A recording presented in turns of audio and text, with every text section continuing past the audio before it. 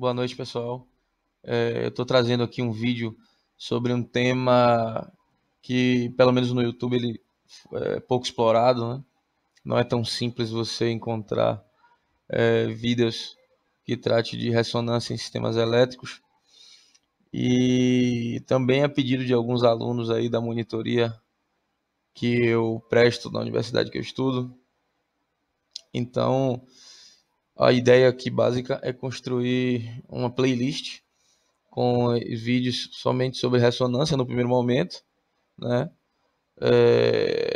Até então eu só tenho vídeos de linhas de transmissão lá, inclusive são só linhas longas. Na verdade, os temas que eu vou escolhendo aqui para colocar no canal são um tanto aleatórios. Eu não sigo uma sequência, nenhuma ordem específica, porque, em primeiro lugar, não tenho tanto tempo para ter uma constância e estabelecer temas muito longos. Então, assim, eu não posso definir um prazo de quando eu vou publicar vídeos, até dessa série que eu estou fazendo, de outras séries que eu pretendo fazer. Ideias eu tenho muitas, mas a questão é realmente restrição de tempo. A ideia básica aqui é falar sobre ressonância em sistemas elétricos, que é um tema bastante interessante e que se conecta com vários outros temas. E eu montei aqui um slide baseado no slide das aulas que eu dei na universidade e espero que vocês gostem aí da minha abordagem, certo? Então vamos lá. Meu nome é Paulo Henrique, né? No canal aí tá Paulo Mercedes, que é como o pessoal me conhece mais. Eu sou nono semestre de Engenharia Elétrica, estudo numa universidade aqui em Salvador. Então vamos lá, vamos dar uma olhada aqui no que eu preparei. Eu pretendo, pelo menos nesse vídeo aqui, tratar desses 5 tópicos.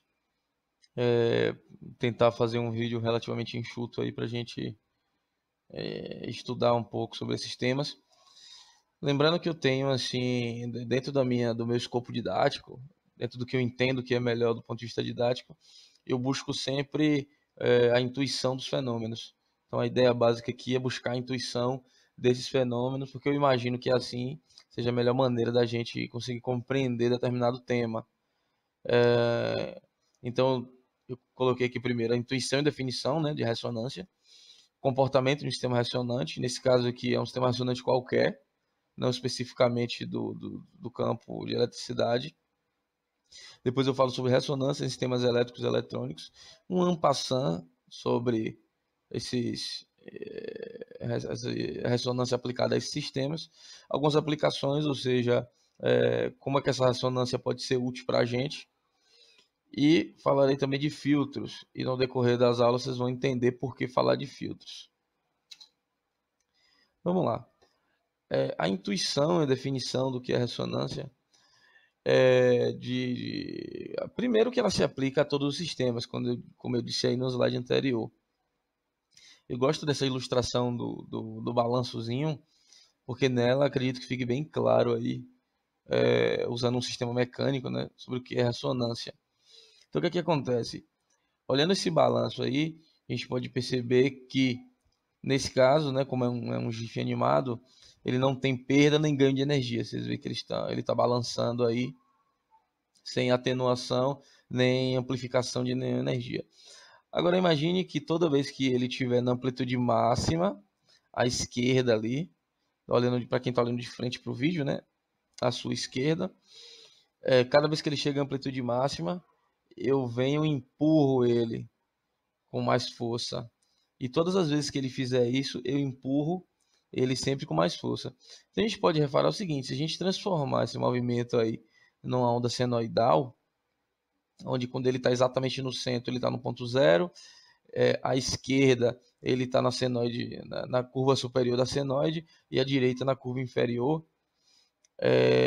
Então, se vocês analisarem, o meu comportamento com ele vai estar seguindo esse mesmo padrão. Toda vez que ele chegar à amplitude máxima à esquerda, eu aplico uma força a ele. Depois eu paro. E toda vez que ele fizer isso, eu aplico uma força e assim sucessivamente. Toda vez que eu fizer isso, eu vou imaginando o sistema ideal, certo? que o sistema não tem perda de energia. Então, toda vez que eu aplicar uma força nele, quando ele estiver na amplitude máxima à esquerda, a energia do sistema vai aumentar. Então, significa que toda vez que ele estiver em amplitude máxima, eu também estarei aplicando amplitude máxima a ele. Ou seja, eu estou me aproximando da frequência de ressonância desse sistema. Então, na verdade, o que a ressonância tende a fazer? A aumentar a energia de um sistema. Por quê? Porque toda vez que o sistema está na sua amplitude máxima, vem uma força e é aplicada sobre ele. A rigor, seria, na verdade, eu estou entrando na frequência do sistema. E por isso que ele se comporta dessa maneira. Aqui a gente pode ver graficamente como é o comportamento de um sistema ressonante. Se você pensar novamente no balancinho, você vai ver o seguinte, ele está ali inicialmente. Na verdade, esse gráfico era para ele estar inicialmente parado, mas vamos abstrair que ele esteja parado ali no ponto zero. E eu começo a empurrar ele. E cada vez que ele entrar na frequência, entrar na amplitude superior da esquerda, eu vou dar um novo empurrão a ele. Então repare que a senoide começa a aumentar de amplitude. Esse é o efeito da ressonância. Existem vídeos no YouTube aí acho que teve uma vez um exército inteiro subiu, foi atravessar uma ponte marchando e por coincidência eles entraram em ressonância com a estrutura da ponte e a estrutura da ponte colapsou. Então vocês podem reparar por esse gráfico aqui que que esse gráfico ele vai aumentando a sua amplitude cada vez mais até colapsar o sistema. Então a ponte não vai suportar vibrar em determinada amplitude simplesmente por causa da limitação mecânica mesmo. Ele vai romper mecanicamente e foi o que aconteceu nesse exemplo. Outra coisa também que pode acontecer, não sei, uma vez eu fiz um estudo sobre alguns edifícios que tinham pêndulos. Esses pêndulos sísmicos, evitavam com que o prédio entrasse em ressonância com o terremoto. E se isso acontecesse, a probabilidade do prédio cair era muito maior. Então, e outra, com vento também. Quando o prédio é muito alto, ele tende a entrar em ressonância com o vento. Existe uma curva, inclusive, que descreve isso, que quanto maior a altura, menor a frequência de ressonância vai diminuindo. Então, prédios muito altos, ele tem uma forte tendência a entrar em ressonância. Então, você coloca ali pêndulos sísmicos para você evitar que entre em ressonância, você fazendo ali uma dissintonia. Na frente a gente vai falar um pouco sobre isso aplicado à eletricidade. Ressonância em sistemas elétricos e eletrônicos. A gente pode usar a ressonância aí para fazer amplificação de sinal, para fazer filtragem de sinal, atenuação de sinal, e existem algumas técnicas de aterramento. Eu basicamente conheço uma, imagino que existam outras, e conheci inclusive recentemente através de um amigo que escreveu uma dissertação de mestrado sobre esse tema, e por coincidência conversamos sobre isso no dia de hoje que eu estou gravando esse vídeo. E veio bem a calhar, né, que eu estava com a pretensão de gravar esse vídeo, e ele me falou sobre isso. Então aqui é somente uma ideia geral. Vocês podem procurar um pouco mais sobre esses temas aí. Mas conforme as aulas vão passando, a gente vai entender cada tópico desse daí. Alguns com mais profundidade do que outros. Enfim. Temos aqui algumas aplicações. O rádio, por exemplo, a televisão. O rádio é interessante. O rádio, quando você... Pelo menos os antigos, né? Uma versão básica do rádio aí. Você tem ali um capacitor variável. Não sei se todo mundo já ouviu falar disso, mas existem, por exemplo, os potenciômetros, que são resistores variáveis, né? Existe também o capacitor variável. E o que acontece? Quando você tem a mesma ideia do potenciômetro, aquele botãozinho que gira, só que no caso do capacitor variável, ele varia a capacitância do capacitor. E esse capacitor está em paralelo com a bobina, que recepciona o sinal, e ele mantém esse sinal ali passando pelo sistema. E ele amplifica esse sinal em algum sentido. Existe uma diferença em amplificação de tensão e corrente, a gente vai tratar mais na frente. Eu não vou entrar muito no mérito de cada uma dessas aplicações aqui. Também, novamente, é uma coisa mais superficial. Só para a gente ter uma ideia do que a gente está falando. Na televisão, existem também circuitos que eles vão atenuar sinais, assim como no rádio. Eles vão atenuar determinados sinais e amplificar os sinais que interessam. Essa amplificação do sinal que interessa é justamente uma aproximação da ressonância ou a ressonância perfeita mesmo. Que aí, porque a ressonância perfeita é um pouco mais complicado, mas do ponto de vista prático, a gente pode dizer que temos ali ressonância. Esse é o aterramento que eu tinha citado, esse amigo meu escreveu, aterramento ressonante via bobina de Peterson. Então, o que acontece aí? Quando ocorre uma falta na linha, uma falta para a terra, a falta, para quem não sabe, é um curto-circuito. Quando há esse curto-circuito para a terra, você tem uma grande quantidade de corrente que vai trafegar pela rede, causando uma série de problemas, danificando equipamento, danificando isolação. Você tem uma série de consequências que giram em torno disso, desbalanceando fase, você prejudica outros usuários, dependendo de como esteja coordenado o seu sistema de proteção, enfim. O que o aterramento ressonante faz ele coloca uma bobina entre o neutro e o terra, entre o neutro e a terra, para essa bobina entrar em ressonância paralela com a capacitância parasita quando a corrente de falta ela está trafegando na rede. E a gente vai entender que isso vai atenuar o sinal de corrente, que essa na verdade é a ideia, a gente precisa conter essa corrente. Então é uma sacada genial esse aterramento ressonante. Temos aí também a famosa bobina de Tesla, que se trata de um sistema ressonante também. Eu não vou entrar em tantos detalhes sobre como é que funciona, da mesma forma que eu não fiz com os outros temas, mas a grosso modo, existe em algum momento ali no transformador, vai existir uma ressonância entre a capacitância parasita daquela torrezinha, ali onde tem uma indutância, né, que é o secundário do transformador, com o primário. Então, na realidade, você tem também um casamento de impedâncias, que de alguma forma também tem a ver com ressonância. Mais na frente a gente vai entender um pouquinho isso. Mas basicamente essa é a bobina de Tesla. Ela gera essa ressonância ali com a capacitância parasita e gera uma grande tensão, uma amplificação de sinal. Para a gente entender o que acontece no caso da ressonância, é interessante a gente falar um pouco sobre filtros. Eu acho que filtros é a melhor abordagem para a gente falar sobre o comportamento dos sinais diante de um sistema ressonante. Eu coloquei aqui uma ilustraçãozinha, né, mais como uma piada mesmo, para descontrair. Tem o desenho de um filtro de água antigo. Enfim, o que é e para que serve? Filtros, na verdade, eles são... é um esquema eletroeletrônico, na verdade, que você faz, onde você consegue atenuar determinados sinais e amplificar determinados sinais. Esses filtros se aplicam lá no caso da TV, que eu tinha dito antes, no caso do rádio. Então, sei lá, eu tenho aqui uma quantidade absurda de ondas eletromagnéticas cortando o planeta. Como que eu vou capturar a frequência que eu quero especificamente? No caso, por exemplo, do Wi-Fi, 2.4 GHz. Claro que não é 2.4 GHz cravado, existem ali os canais ainda, que é uma faixa de variação dentro daquela frequência. Mas como que eu vou pegar especificamente 2.4 GHz? Eu monto um circuito, eu monto um filtro, e esse filtro que vai ser responsável por atenuar o sinal de determinada frequência e amplificar o sinal de uma outra determinada frequência. Como que isso acontece?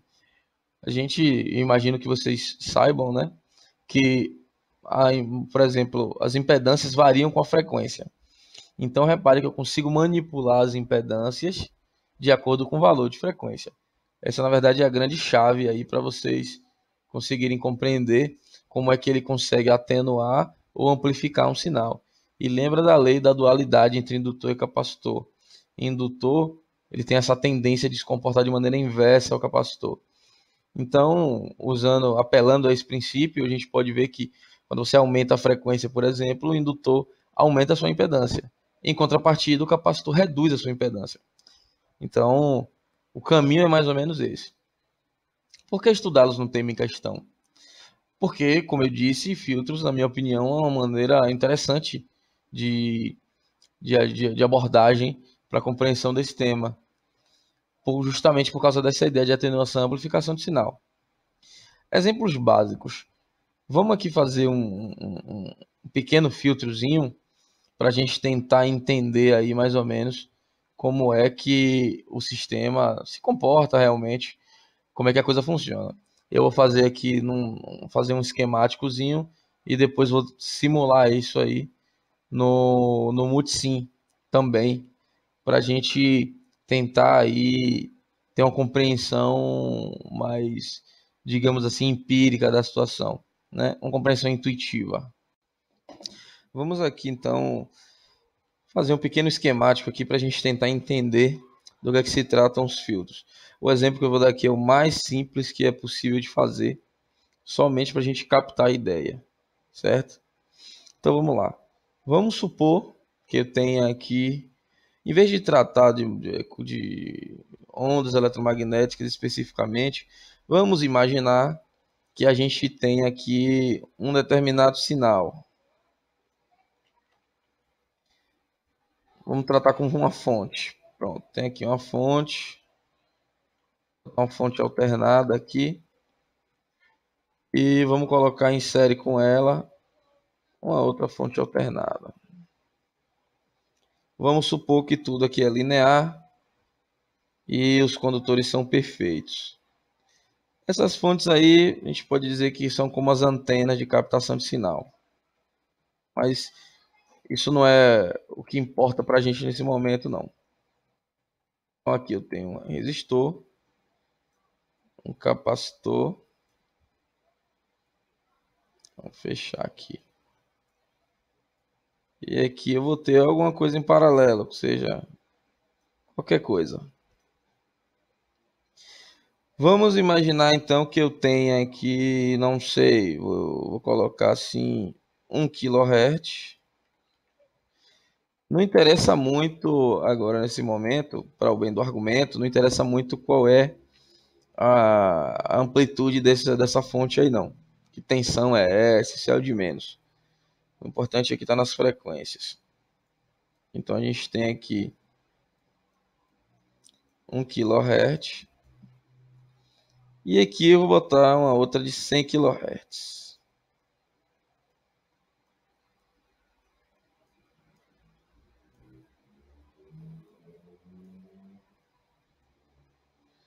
Nossa, minha letra tá horrível no mouse. Então vamos lá. O que vai acontecer aqui? Se a gente pensar pela superposição, não sei se vocês lembram essa técnica de resolução de circuito, você sabe então que a gente pode tirar uma dessas fontes, analisar somente com uma, todo o comportamento dela perante o circuito, depois retira essa outra, essa fonte que ficou, coloca a outra que foi removida, analisa o que ela faz, depois soma todos os resultados. Isso para sistemas lineares, que é o caso que eu estou supondo aqui. Pronto. Eu não vou fazer dessa forma, porque acho que vai perder um pouco de didática e o vídeo vai se estender mais do que ele costuma se estender aqui no meu canal. Então qual é a ideia aqui? Vamos aqui escrever a equação do resistor. Tem uma equação específica para o resistor, que é escrita em função da frequência. O resistor não depende da frequência. O resistor, ele, independente da frequência, ele vai dissipar ali a energia sem maiores problemas. Ele vai oferecer a mesma impedância. No caso do capacitor, já é diferente. Reparem que o capacitor, a equação de reatância capacitiva, vou chamar de XC, ela é igual a 1 sobre ômega C. Lembrando que ômega C, eu já vou escrever aberto, é 2 π F vezes a capacitância. Ou seja, aqui o que a gente tem é a frequência. Então, a gente pode ver aí pelo capacitor o seguinte: se a minha frequência cresce, minha reatância capacitiva diminui. Então, significa dizer o seguinte, que se eu quiser pegar a tensão em cima desse capacitor aqui, eu preciso de uma frequência baixa, porque quando a frequência for baixa, a reatância capacitiva é alta. Então, o que vai acontecer aqui? O sinal de 1 kHz em cima desse capacitor, ele vai ser mais pronunciado do que o de 100 kHz. Então, qual é a tendência? Ele vai fazer com que ele vai, de certa forma, reter a tensão de 1 kHz em cima dele e, entre aspas, deixar passar de 100 kHz, porque para de 100 kHz ele vai se comportar como uma baixa impedância. E a gente sabe que uma baixa impedância ela não sofre uma queda de tensão tão grande. Então, o que vai acontecer aqui? Quando eu pegar o multímetro aqui, por exemplo, e medir esse sinal, vou dar um exemplo aqui, vou aqui desenhar um multímetrozinho. Aí eu pego a ponteira, jogo aqui, e outra ponteira jogo aqui, como voltímetro. Então eu jogo o voltímetro ali, e o que é que eu vou enxergar em cima desse capacitor, que, lembrando o circuito, componentes elétricos em paralelo, eles mantêm a mesma tensão e correntes diferentes. A ideia é eu quero pegar a tensão em cima desse capacitor, porque essa é a tensão que me serve, por qualquer motivo que eu queira. Ou porque eu quero colocar isso num rádio, isso aqui é um rádio, e meu rádio ele pega a frequência de 1 kHz, e eu vou ignorar as outras frequências, etc. O que vai acontecer aí? A frequência de 1 kHz ela vai ficar retida aqui, a tensão dela, e a de 100 kHz vai passar direto. Então, aqui nós temos um circuito passa baixa. Esse passa baixa, para não confundir, porque eu falei que o 100 kHz ele deixa passar, para não ficar confuso, ele não retém a tensão da frequência de 100 kHz, mas retém a de 1 kHz. Então, o que vai passar para terminar em paralelo aqui, claro que não totalmente, não puramente 1 kHz, mas ele tem essa tendência, dependendo de como a gente dimensione, de segurar esse 1 kHz aqui em cima, certo? Essa é a ideia básica. Então, o que vai acontecer? A gente vai fazer aqui uma simulação. Reparem também que se fosse o contrário, também não teria nenhum problema. Você pode enxergar isso aqui como um divisor de tensão. Porque repare que meu circuito aqui, esse circuito aqui está aberto. Claro que com o multímetro ele não está completamente aberto, mas ele tem uma impedância ali que tende a infinito no multímetro, no caso para voltímetro. Você pode enxergar isso aqui como um circuito série. Se você enxerga isso como um circuito série, você sabe que ele é um divisor de tensão. Se ele é divisor de tensão, a maior tensão, a maior impedância tende a ficar com a maior tensão em cima dele.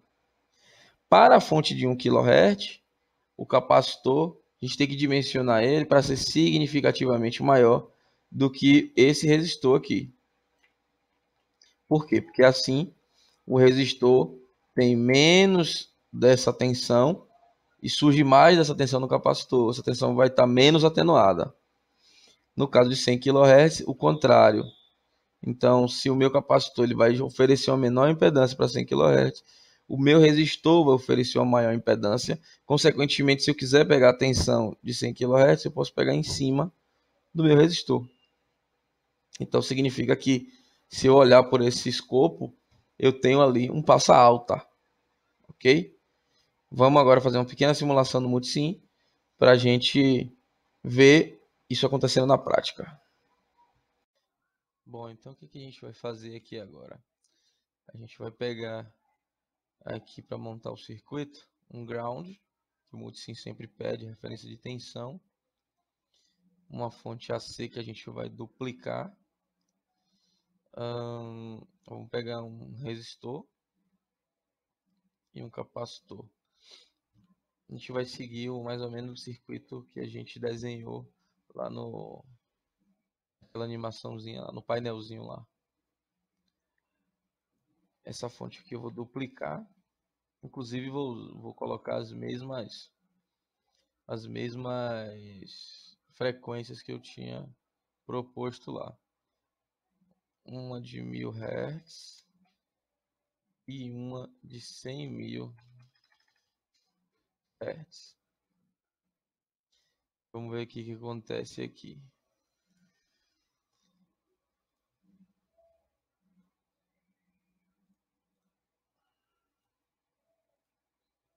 Bom, detalhe interessante que a gente precisa se atentar para fazer o dimensionamento do capacitor aqui é que é interessante a gente ver como é que ele se comportaria em ambas as frequências. Para baixa frequência, eu preciso que a impedância dele seja grande. Para alta frequência, eu preciso que a impedância dele seja pequena. Assim eu consigo eliminar uma das frequências, mesmo que parcialmente, né, na vida real seria uma eliminação parcial, e eu consigo manter aí a frequência mais baixa em cima dele, ou pelo menos uma parte significativa dessa frequência. Para fazer essa análise, eu vou utilizar aqui o Excel, porque nele fica mais fácil a gente colocar as equações, gera os gráficos, a gente dá uma olhada para ver mais ou menos como é que fica e para estimar o valor tanto do resistor quanto do capacitor. Estando aqui no Excel, a gente pode fazer o seguinte: vamos colocar aqui capacitor, seria o valor da capacitância dele. Aqui a gente pode começar aí de um valor lá em microfarad. Vamos colocar 1 microfarad. 1 microfarad, isso. E eu vou listar aqui, a partir desse, vamos também colocar aqui a frequência.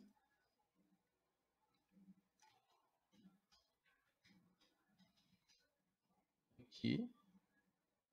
Eu preciso de uma alta impedância. Eu botei Z porque geralmente a gente chama a impedância de Z. Uma baixa impedância. Então vamos lá. Aqui a gente tem um capacitor. Eu vou colocar aqui uma faixa de valores de capacitor que vai ser o seguinte. Vou botar uma pequena fórmula aqui. Vamos esticar isso daqui até... E aí tá bom. Vamos colocar aqui a reatância capacitiva. Vou botar aqui para 1000 Hz. Vamos escrever a equação da reatância capacitiva. 2 vezes π vezes qual frequência que eu quero? A de 1000 Hz. Esqueci de uma coisa aqui, deixa eu botar igual. Pronto, qual frequência que eu quero? A de 1000 Hz. Inclusive, aqui eu vou grampear esse valor. Para quando eu arrastar ali, ele não vem trocando, vem somando esse valor. Vezes, então é 2 vezes π vezes valor de frequência vezes capacitância. Pronto. E daqui a gente vem trazendo, segura CTRL e vem arrastando. E ele vai recalculando os valores aí. Para a gente fazer um pequeno gráfico de como é que ele se comporta. Para facilitar a nossa vida. E vamos colocar aqui, ó. Reatância capacitiva para 100.000 Hz. A gente vem aqui. Mesma equação. 2 vezes 3.15 vezes frequência, nesse caso vai ser essa daqui. A gente também vai fixar o valor vezes o valor da capacitância. E da mesma forma a gente traz aqui. Então aí já dá para ver diferenças significativas em ambos. De qualquer maneira, a gente vai inserir um gráfico para tentar enxergar isso de uma maneira mais clara. Eu vou escolher esse gráfico de linhas aqui.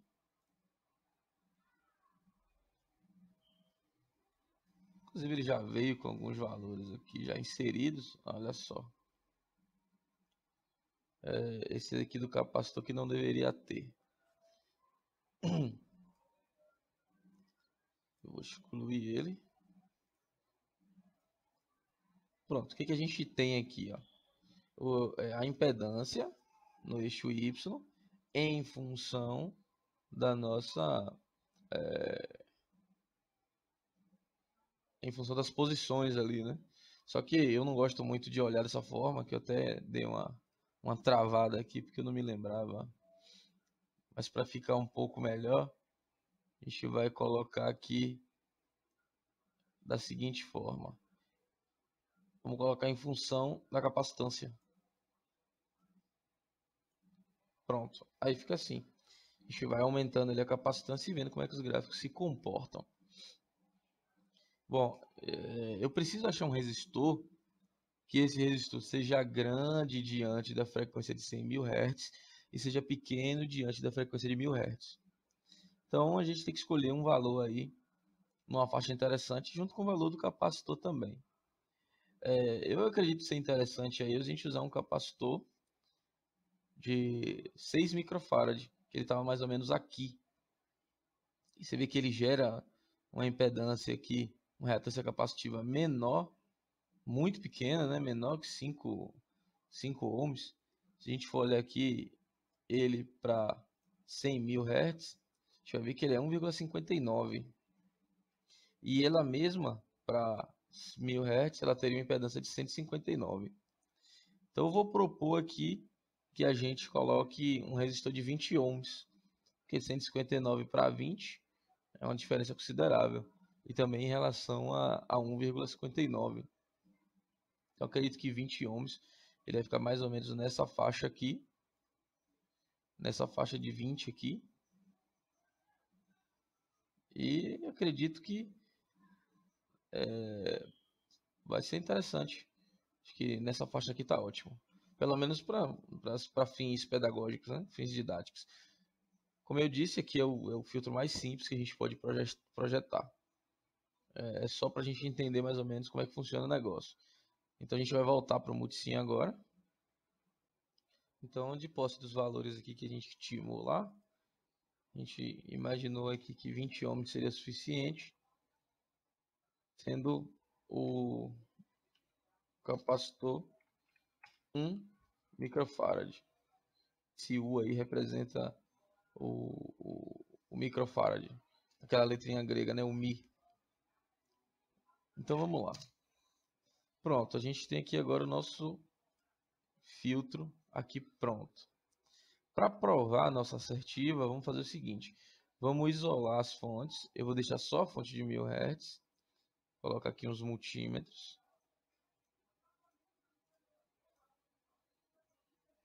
Para a gente analisar. Primeiramente dessa forma. A gente vai aplicar outras técnicas de análise aqui também.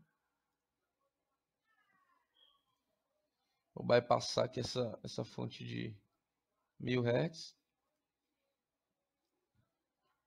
Tirar ela do circuito aqui somente para a gente fazer essa análise. Aqui corrente alternada.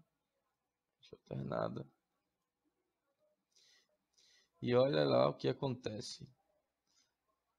Para a frequência de 1000 Hz, a gente tem boa parte da tensão em cima do capacitor.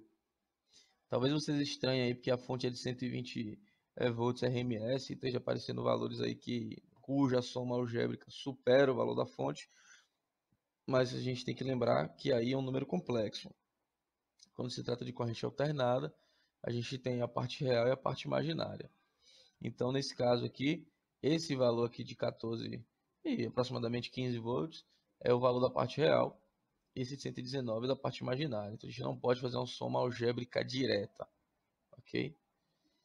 Mas aí fica claro que a gente tem boa parte da tensão ali em cima do capacitor. Ou seja, eu estou conseguindo extrair a maior parte da tensão da frequência de 1000 Hz. Agora vamos ver como é que ele vai se comportar aqui com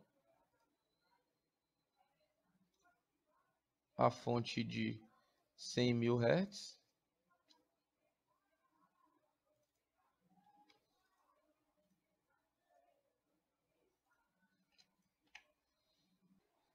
E a gente tem um comportamento praticamente inverso. Só muda um pouco aqui os valores. Ou seja, agora com alta frequência, o meu capacitor ele não mantém em cima dele, né, a tensão dessa frequência. E o que acontece se a gente manter os dois, que é a ideia principal? Quando eu tenho as duas frequências operando juntas, ou mais frequências operando juntas, que é a proposta, na verdade, a ideia de falar de filtros era fazer uma superposição dos sinais e ver como a gente retira, desacopla um dos sinais. Então vamos fazer essa análise aqui agora.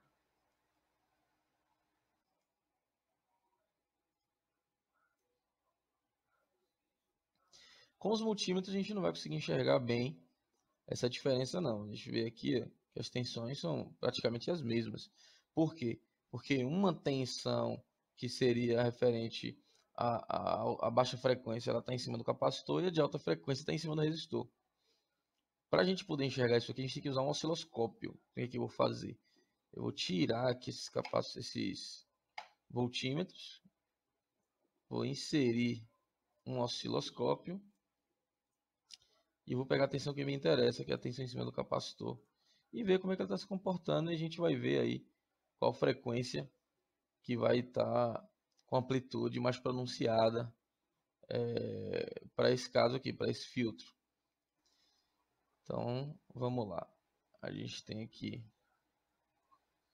eu vou colocar aqui singular, para a gente pegar somente um sinal. Ficar aqui um pouco. Vou reduzir a amplitude para a gente poder enxergar melhor. E abrir mais. Repara que eu tenho aqui a soma de dois sinais senoidais. Eu vou pausar aqui, eu vou parar a simulação para ele parar de ficar atualizando os valores aqui, até porque os valores vão ser os mesmos, né? Então vamos aproximar um pouquinho aqui e ver o que está acontecendo. Olha só. Repara que você tem a frequência mais alta, ela ali, entre aspas, fazendo uns pequenos dentes de serrote em cima da frequência, a frequência mais alta fazendo dente de serrote na frequência mais baixa. Então repara uma coisa, se a gente for pegar aqui a frequência mais alta, a gente vai descobrir o seguinte, vamos para essa ponteira 1 aqui e vamos pegar a amplitude aqui que está com relação ao zero. Se a gente olhar, essa amplitude aqui é de 18 volts aproximadamente, que é desse zero que está nessa referência aqui, para esse pequeno pico aqui. Esse aqui é o sinal de alta frequência, ou seja, ele saiu de 120 volts e foi reduzido a 18. E o sinal mais pronunciado, que é o de frequência mais baixa. Agora vamos aqui para enxergar ele, vai ficar melhor. Se a gente pegar ele aqui, na ponteira 1, você vai ter o valor dele lá em torno de 180 volts de pico. Você vai multiplicar aí por raiz de 2, não vai ser exatamente o valor RMS, multiplicar não, dividir por raiz de 2. O valor RMS então vai estar um pouco distorcido por causa dessa outra onda aí de alta frequência. Mas a gente vê aí que um pico de 180 volts nos dá um RMS de 127 volts, que é a fonte principal lá, as duas estão em 120, mas como ela sofre contribuição de ambas as ondas, acontece dessa forma. Agora, se você tirar a média aritmética da fonte, por exemplo, aqui, a gente sabe que ela tá, a amplitude dessa pequena onda de alta frequência, ela é em torno ali de 8 volts. Se você pegar isso e cortar exatamente no meio, a gente vai ter 4 volts. Então, a média aqui dentro dessa, se a gente traçar uma reta aqui, dentro dessa, passando por dentro dessa senoide de alta frequência, a média normal dela seria 4 volts. Seria, na verdade, o valor que ela está flutuando ali. Já que a amplitude dela é 8 volts, metade dela é 4 volts. E aí seriam esses 4 volts somados aqui com essa parte baixa aqui da onda, que está em torno de 158. Então seria, o pico dela seria 158 mais 4, dá 162, dividido por raiz de 2, que vai ter aproximadamente 115 volts aí, dessa tensão de baixa frequência. Ou seja, é mais uma maneira de a gente enxergar que é possível fazer com que um sinal seja mais pronunciado do que outro, e que a gente consiga acoplar e desacoplar sinais. Basicamente, isso é filtro. Vou dar um exemplo aqui bem interessante, que talvez alguns de vocês nunca tenham parado para analisar o que eu vou dizer aqui dessa forma, mas quando a gente faz retificador de meia onda, retificador de onda completa, que a gente coloca aquele capacitor ali para poder a onda começar a se estabilizar, aquilo ali pode ser visto como um filtro. Porque se você reparar, quando a gente passa pelos diodos, você tem aquelas tensões de pico, aquelas tensões pulsantes, e aquelas tensões pulsantes têm nela um componente DC. O que você faz é tentar extrair essa componente DC dele. Por quê? Porque se você lembrar aí, a componente DC, a frequência dele é zero. Então significa que para o capacitor, como ela é zero, a frequência é zero, o capacitor tende a infinito a sua reatância capacitiva. Então ele segura a tensão DC ali em cima dele. Então, na verdade, o que ele está fazendo ali é a separação de espectro de frequência de sinal. Então você pode enxergar o retificador da mesma forma, ok?